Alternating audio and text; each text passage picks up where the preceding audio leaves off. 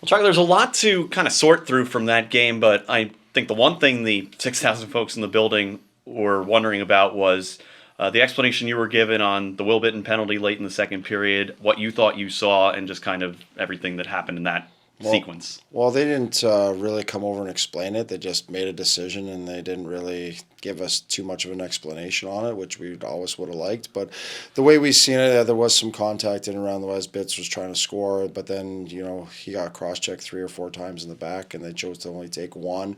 The goal likely shouldn't have counted, probably in our opinion. Looking, but we have the luxury of looking at it with a review. But it was one of those games where a bounce this way, a call this way. It was entertaining. There was lots to unpack in that one.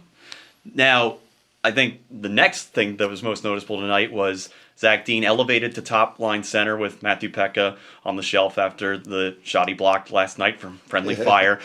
He jumps up into 1C position and not only doesn't look out of place, but is arguably the best player on the ice the whole night.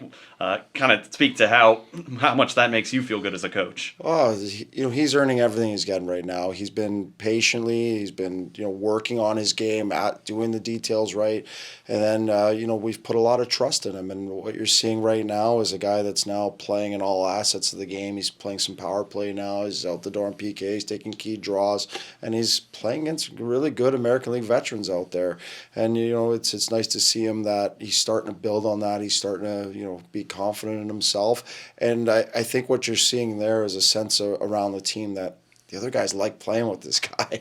And as a centerman, that's kind of one of those things that's it's an unwritten thing. But as soon as you start to hear, hey, we like playing with this guy down the middle, that bodes really well for you.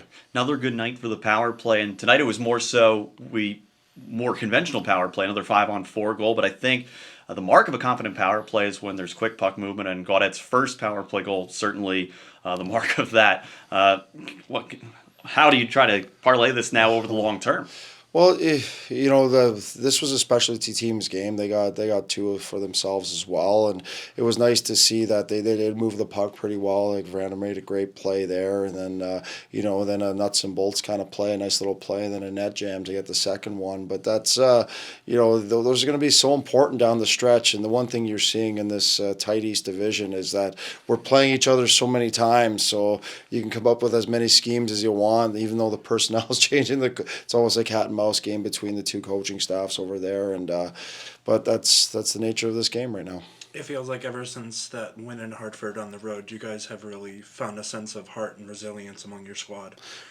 Well, there's a lot of competing there. Sam Bitten going in there, setting the tone right away, and seeing a lot of guys like just play hard, giving what they got, and competing as a group. So that's why we were down in that game. I think 4-1 at one point. We climbed back, and you fall one goal short, but we were in the fight the whole way. And it's a group that's confident, even though certain things weren't working out. We thought we were playing a strong enough game, and to have the home crowd behind us here on Military tonight, they definitely fed off that energy and made it one hell of a hockey game.